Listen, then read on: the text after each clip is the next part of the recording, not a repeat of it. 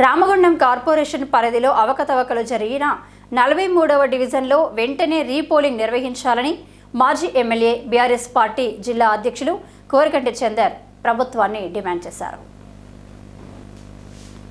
ఈ మేరకు మంగళవారం జిల్లా కలెక్టర్ కోయశ్రీ హర్షకు వినతి పత్రం కూడా సమర్పించారు. అనంతరం చందర్ మాట్లాడుతూ కార్పొరేషన్ ఎన్నికల నేపథ్యంలో రామగుండం ఎమ్మెల్యే మక్కాన్ సింగ్ రాజ్ ఠాకూర్ 43వ డివిజన్లో బీఆర్ఎస్ నాయకులను బెదిరించి కాంగ్రెస్ నాయకులను గెలిపించుకున్నాడని అన్నారు.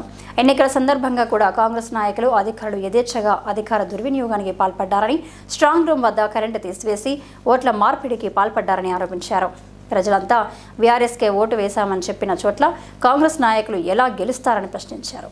ఎమ్మెల్యే తన పదవి బలంతో బ్యాలెట్ బాక్సులను తారుమారు చేశారని, ఈ వ్యవహారంలో అధికార పార్టీకి తొత్తులుగా పనిచేసిన అధికారులపై వెంటనే చర్యలు తీసుకోవాలని కలెక్టర్ను కోరారు. కలెక్టర్ తగిన చర్యలు తీసుకోకపోతే త్వరలో రాష్ట్ర ఎన్నికల సంఘానికి ఫిర్యాదు చేస్తామని తెలిపారు. వెంటనే 43వ డివిజన్లో రీపోలింగ్ జరపాలని డిమాండ్ చేశారు. అధికార పార్టీకి సంబంధించి ఎమ్మెల్యే రాజ్ ఠాకూర్ మక్కన్ సింగ్ పూర్తి స్థాయిలో అధికార దుర్వినియోగానికి పాల్పడ్డాడు.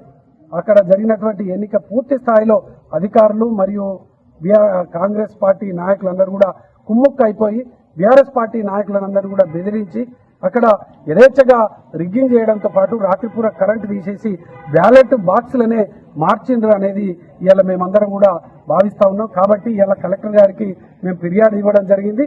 43 డివిజన్లలో రీపోలింగ్ జరగాలి. 43 డివిజన్లలో జరిగినటువంటి ఎన్నికకు సంబంధించి పూర్తి స్థాయిలో అనుమానాలు ఉన్నాయి మాకు. ఆ యొక్క రిజల్ట్కి సంబంధించి మేము బ్యాలెట్లు ఓపెన్ చేసిన తర్వాత దాంట్లో ఎక్కడ ఏ డబ్బాను ఓపెన్ చేసినా పూర్తి స్థాయిలో కాంగ్రెస్కు సంబంధించిన గుర్తులంతా కూడా రావడం చూస్తే మా అభ్యర్థులందరూ కూడా విస్తుపోయారు. వారాలలో చూసినట్టయితే అన్ని కూడా మేము బీఆర్ఎస్ పార్టీకి ఓటేసినామని వాళ్ళందరూ కూడా చెప్తున్నటువంటి పరిస్థితి. గెలిచిన తర్వాత గెలిచిన అభ్యర్థి దగ్గరికి ఎవరు పోయేటువంటి పరిస్థితి లేదు.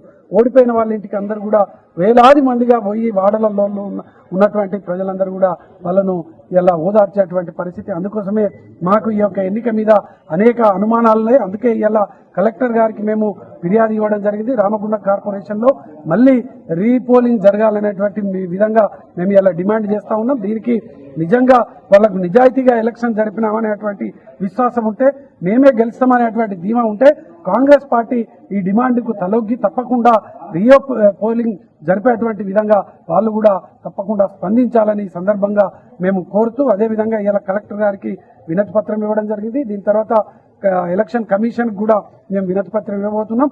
ఇండివిజువల్గా ఆ రోజు రాత్రి కరెంటు పోయింది, అక్కడ ఉన్నటువంటి సీసీ కెమెరాలకు సంబంధించి పూర్తి విజువల్ను బయట పెట్టాలి.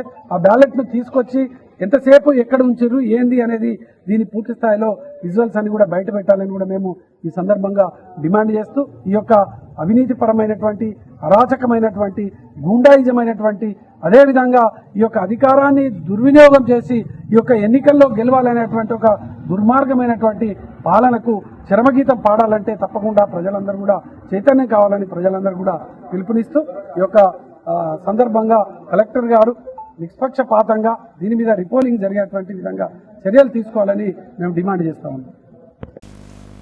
ఈ కార్యక్రమంలో బీఆర్ఎస్ నాయకులు నారాయణదాస్ మారుతి, పెద్దపల్లి పట్టణ అధ్యక్షులు ఉప్పు రాజ్ కుమార్ పాల్గొన్నారు.